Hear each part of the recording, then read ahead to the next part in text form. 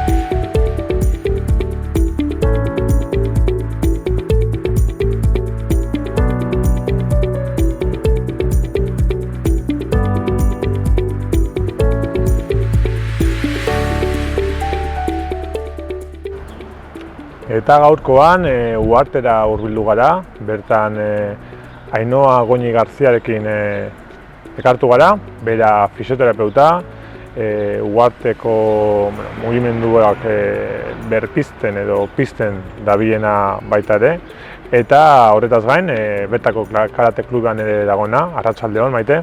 Arratsaldeon.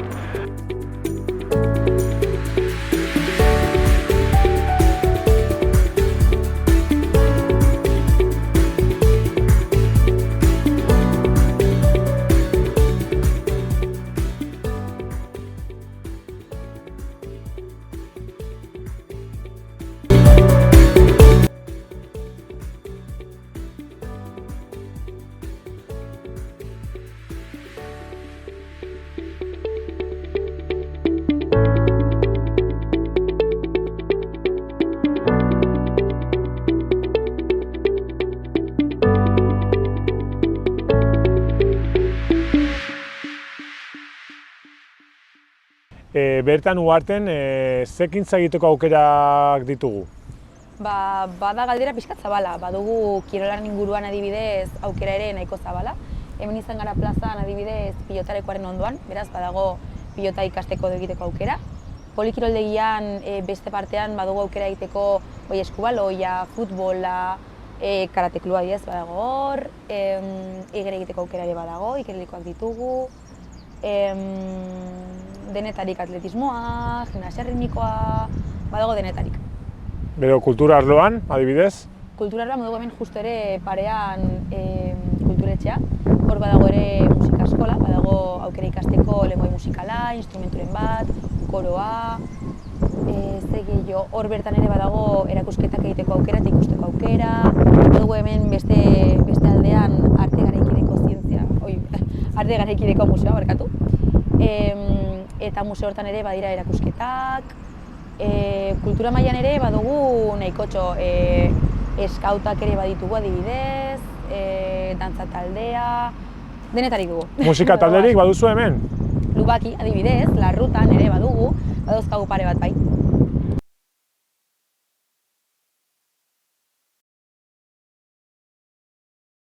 Larrutan ere badugu.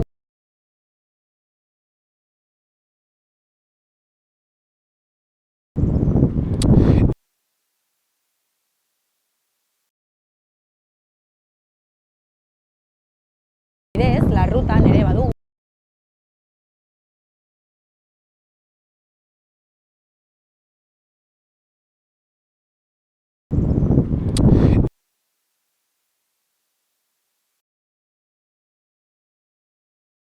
Larrutan ere badugu.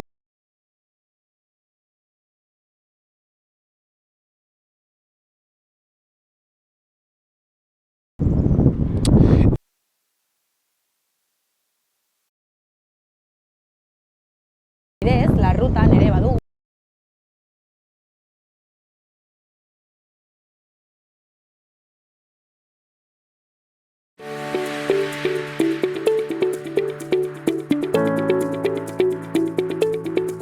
Herriko gazteek orokorrean nola ematen duzue denbora librea? lehen aipatu bezala, badira kuadriak eta bajerak, elkartzen dira bajeretan, bestela gazterekuan, kalean bertan, ikusten duzu hemen badagoela eremua kalean bertan izateko oso polita. Gero bestela esango nuke ateraldiak ere egin daitezkeela, adibidez hemen atzen daukagun mendira, Ibaian adibidez paseo bat emateko, orain berriz hasi diren herriko eta auzetako jaietan elkartzeko, Iruñara igotzeko bestela. Elkartzeko ze ohitura izaten duzue? Gehien bat, orokorrean jendea edo badagoenez lanean edo ikasten gehienetan asteburuan. Eta gero asteburuan, segun plana.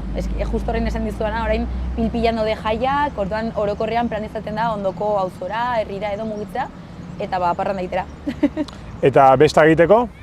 Hori, justo orain pilpilan dagoenez, orain dagoenez, jendea gogekin dago. Ez zurik esango, jendeak kriston gogekin dago ateratzeko, eta justoen hasiera berriz ere jaiak eta gogo handiekin. Gaztegunean oso ongi pasa gero hemen herrian, egia esan.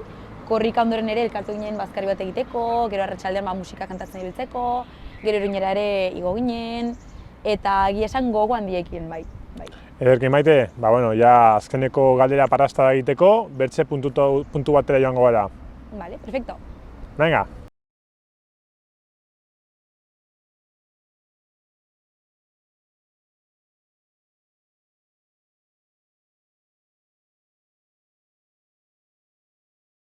Vale, perfecto. Venga.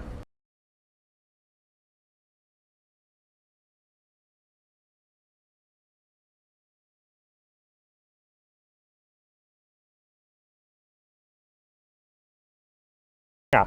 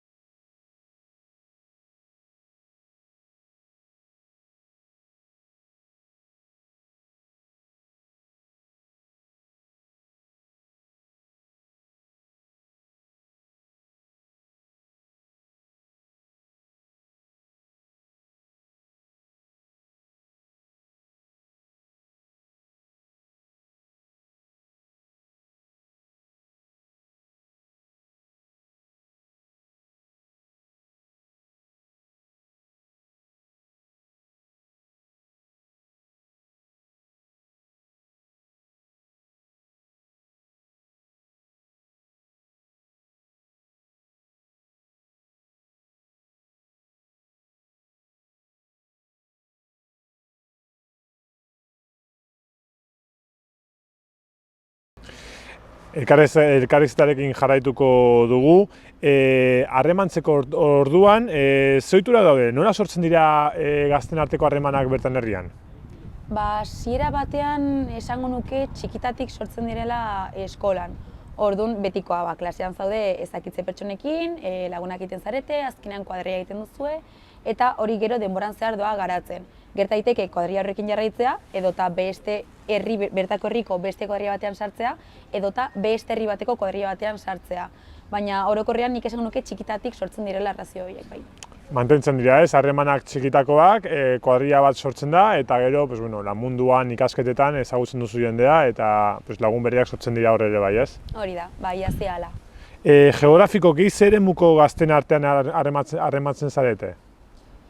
Nik esango nuke batez ere agian Atarrabia eta Burlatakoekin, ze justo ondoan gaude. Uharte, Atarrabia eta Burlata azkenean oso ondoan daude.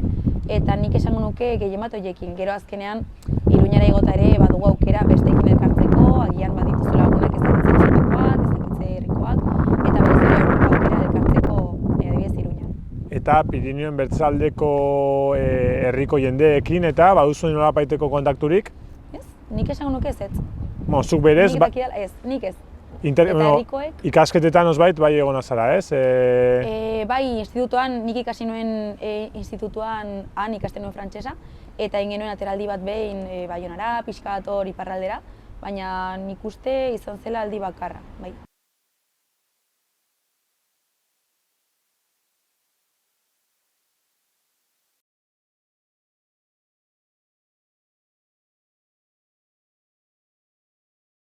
Izan zela aldi bakarra, bai. Orain gaiez berri Izan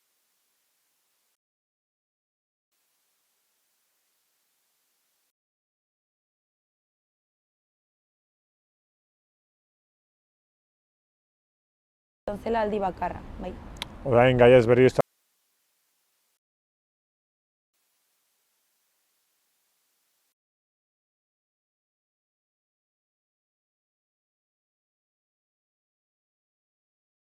Orain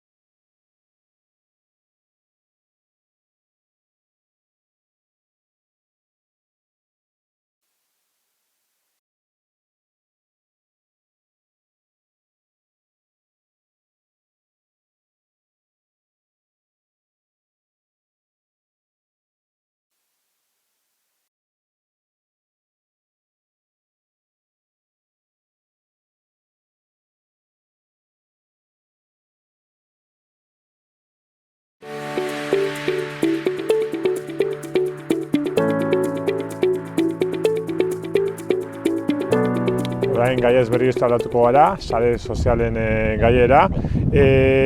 Zer nolako eragina du zuengan, gazteengan, momentu hauetan? Nik esango nuke eragina oso handia dela. Azken finean, orain sare sozialak daude momentu oso on edo oso potente batean. Denok erabiltzen dugu sare sozialen bat, bai Twitter, Insta, dena delakoa. Eta nik esango nuke garrantzi handia dutela, ze azkenean mezuak helarazteko, informazioa zabaltzeko, gure bizitza kontatzeko, azken finean, erabiltzen direla, bai. Zure lagunekin ere hitz egiteko eta erabiltzen duzu adibidez? Bai.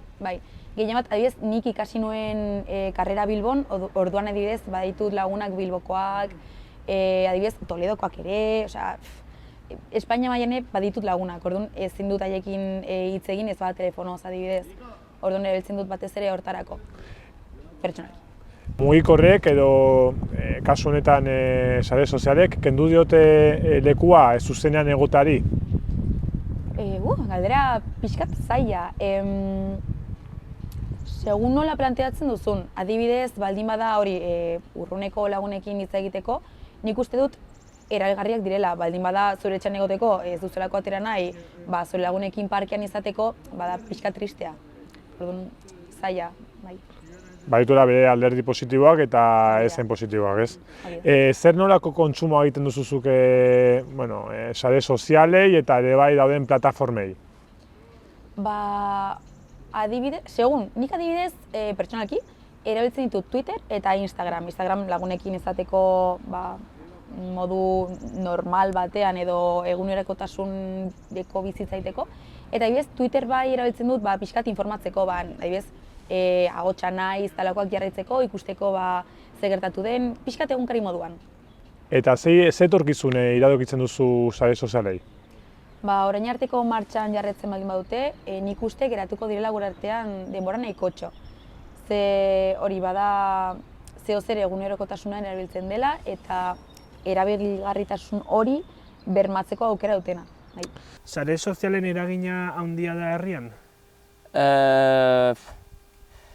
Dependitzen du ze adinetakoak egiren, gure artean, egin nuke hogoi, oitamar arteko gazten artean, elgarrekin girelarik ez dugu bate baliatzen, gero gure etxean, urgunean diren lagunen berriak hartzeko edo zoin besta baden asteburuan ikusteko olako gauzentzat bestenaz ez dugu importantziak emaiten.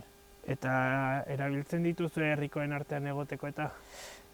Gehien baliatzen badugu hori da sortzeko talde bat, adibidez WhatsApp talde bat edo olako bat, jakiteko nor nunden eta ea elkartzen algiren edo ez, nok nahi duen edo ez. Eta herritik kanpo daudenentzat? Horientzat, gehienetan sortzen badugu sare sozialean kondu bat da bestak erraiteko noiz diren, bestak azaltzeko. Eta mugikorrak kendu dio zuzenekoari lekua? Orokorrean erraren nuke bai, baina hala ere mugikorrak presentzia badu bakarrik girelarik, baina elkartzen girelarik gure artean baztertzen du eta justatzen gira gure artean. Eta youtuberrak ikusten dira? Ez, bate. Eta norbait ezaguna bertan herrikoa badago? YouTubeen? Edo orokorrean? YouTubeen. Ez. Eta orokorrean? Ez ere. Ze etorkizun iragartzen diozu sare sozialen erabilpenari? Egan ez dakitxo bera, sekulako presentzia baute ala ere gure gizartean. Naizta herrian ez izan, herrian berean, ondoko herrietan eta sustut baiko gazteek, hor 14-15 kolegiotik goiti hor, hasten da hainitz, eta horrek hausten du pixkat herri dinamika edo hori zentratzen baita horren barnean eta kolektibitate, mentalitate hori galtzen da arrunt.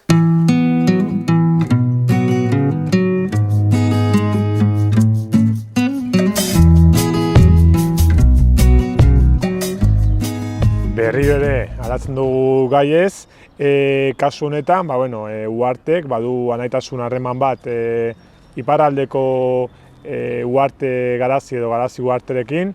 Ezagutzen duzu herri hori? Ez, ezagutzen zenuen harreman honen inguruan?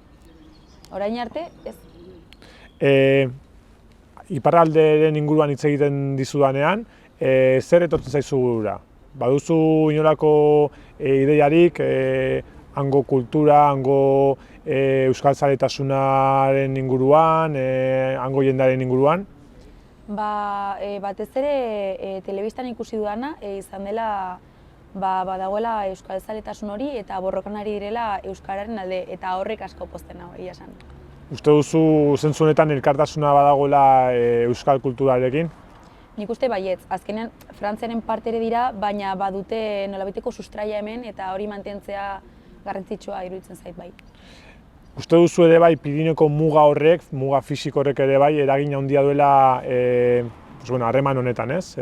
Izan daiteke, ze azken batean fisikoki ezberdintasun hori izateak, bi lurralde ezberdin izateak ere, badu bere garrantzia haien garapenean eta baita gure garapenean ere, ze azken finean ez da bakarrik muga adibidez sozial, politiko edo dena delako bat ikusten ez duguna, baizik eta fisikoki ere badagoela zeltasun hori.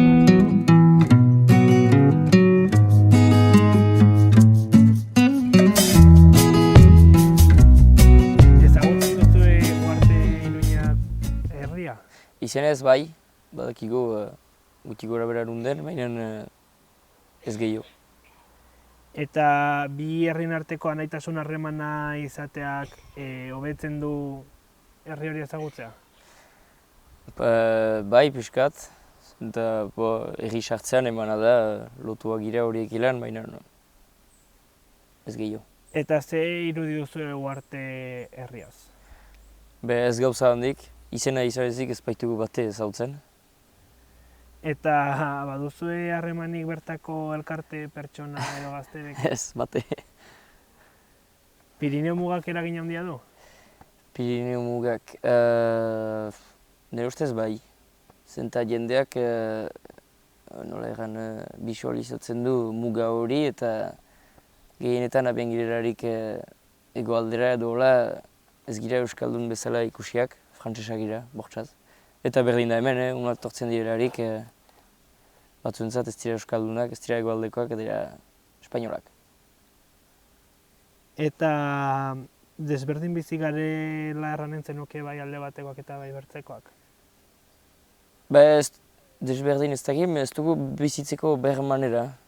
Zoek bauze egoaldean bauze gehiago erranen nuke kale kultura.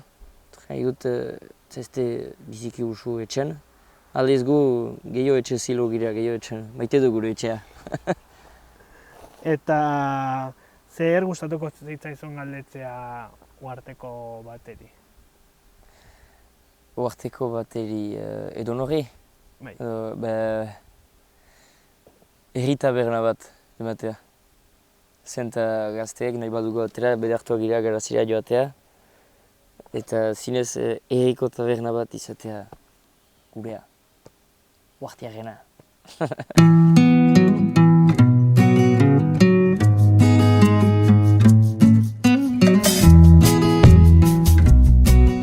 Eta oraingoan ja, azkeneko galdetara pasatuko gara. Maite, zure ustez, zeintzu dira Uharteko txokorik edo lekurik politenak? Izan garen San Juan Plaza, adibidez, badela herriko bihotza esango nuke. Ondoren badugu mendia, badela oso polita menditik dugun bista, ikusten delako herri osoa gainetik bada oso polita. Adibidez, hor iluntza ikusteko, iruditzen zait oso toki polita. Ondoren ibaia bereltzearekin, pasealekuarekin ere nahiko polita da, presa badugu erean. Nahi izan ez gero pixkat sartuta baratzak ere baditugu, badaude leku nahikotxo ikusteko. Eta Uharteko egun seinalatuak zeintzuk dira? Adibidez, duela gutxi izan dugun gazteguna, martxoan. Orain laster izango dugun Uharteko eguna dela maiatzan. Orokorrean ekainan egiten den kuadrien eguna. Jaiak, batez ere Uharteko jaiak guretzako oso garrantzitsuak dira. Badira iraila erdian gutxi gora bera, orokorrean ospatzen den San Juan gaua ekainan ere, baina nik esan nuke orokorrean horiek hiru. Eta Uharte ezagutzen ez duen pertsona bateri, zer erango zenioke pixkat hobe ezagutzeko edo maitatzeko? Zerbait Uhartek zer du espeziala? Ez dakit zer erantzun berezia hola. Nik esango nuke denbora nahikotxo pasata gero ikusten dela gero hobe, ez? Baina badugula naizta Iruñaren ondoan egon, badugula nolabaiteko herri sentimendu hori, mantentzen gara herri moduan. Asko hazi da, badugu Alde Zaharra, badugu orain nahikotxo eraikin berri, jende asko etorri da orain Uhartera bizitzera, baina bai mantentzen dugula betiko jendearen edo herri izatearen sentimendu hori. Horrek ezakit nolabait harro sentierazten nau. Horai, gomendio moduan bi gauza eskatuko dizkizut. Alde batetik, pertsona bateri, zure lagun bateri, gomendio bat egin beharko bazenio, ze fetxetan erango zenioke etortzea, ze egunetan, eta edozein egunetan etortzen bazen, ze plan eskainiko zenioke ere bai. Adibidez, oso polita da udaberrian, ze herri oso berdea da, badago hori ibaia mendia zinguratua, oso berdea da, eta udaberrian lore pila ateratzen dira, niri hori kristona iruditzen zait, oso polita iruditzen zait, eta adibidez, udaberrien etortzeko esango nioke. Gero udazkenen ere oso polita da, ze hostoak erortzen direna ere oso polita dago arte. Dena erdi laranja, erdi marroia, niri pila gustatzen zait. Eta gero hola beste egunen batean, jaietako egunen batean, herriko jaietako egunen batean, fijo, astelenean kostilla da. Adibidez, horrekin nik uste bakarrik bazkaltzeko izate horrekin erakarriko duela jende hori. Eta plan bat egin barko, egun bateko plan bat egin behar bat zenu, zen izango zen plana? Adibidez, asteko 10-takoa, energiak hartzeko. 10-tako adibidez, hemengo herriko tabernetako batean, Iezkin, Mahatxan, Marlein, edo zeinetan, hor 10-takoa. Gero arte garaikideko zentroari bisitatxoa egin adibidez, eta erakusketak ikusi, ze badira erakusketa oso interesgarriak. Paseotxa adibidez hemen inguruan ikusteko pixkat kanpotik nolakoa den baiaren ertze hori edo paseleku hori. Bazkalduta gero adibidez joan gaitezke,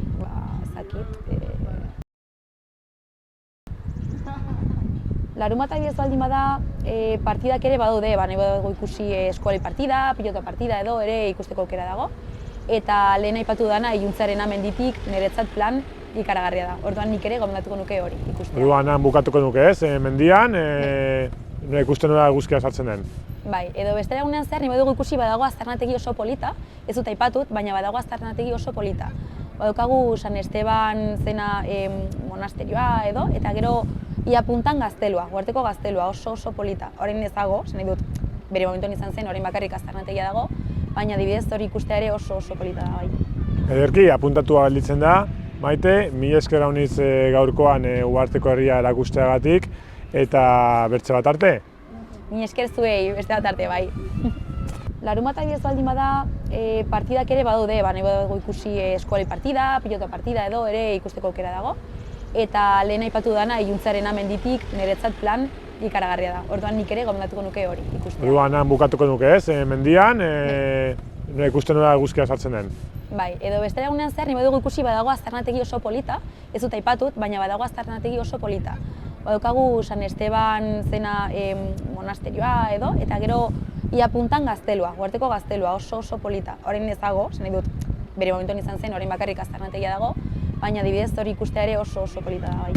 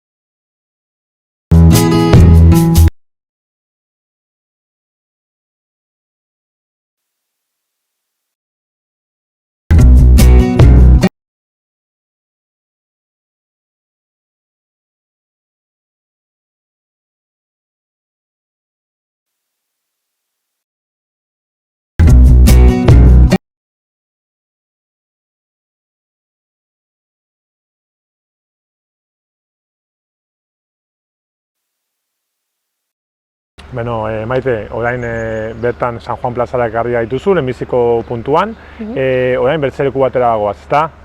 Bai, joan gitezkeren ebidez Mokarte parkera ni baduzu. Ederki, bagoaz orduan. Bagoaz. Eta bertan Uharten, buelta bat ematen ari ginelarik, parke batera ekarri gaituzu, non gaude, Maite? Mokarte parkean.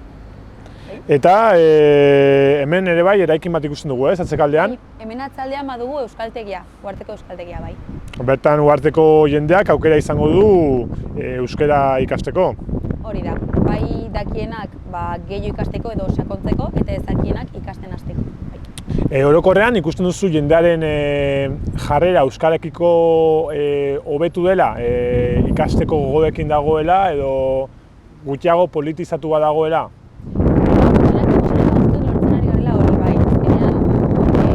Euskara jakiteak aldrebes, egin barko lukena da, bidea ireki, ze gehiago dakizu bada azkenean nolabaiteko jakite bat, orduan hori premiatu beharko zen. Eta orain elkarrizketarekin jarraituko dugu, oraingoan bertan ematen diren giza mugimenduen inguruan galdetuko dizut. Lehenengo, eta elkarrizketarekin bukatzeko azkeneko puntura etorri gara, non gaude? Gaude hemen, justo Casarrosen parean, izan zen hasieran El Chalet Filipino, gero Casarros, ondoren Buldain Fundazioaren parte, eta hori bada uharteko gazte lokala edo ugazte.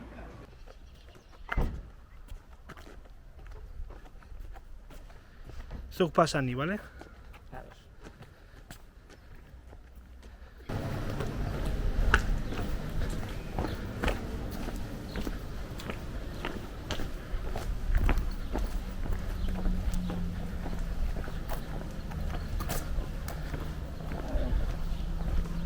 Hala, hemen du gure uharteko plaza, eta dugu gure denbora gehienak pasten, lotan hartzen.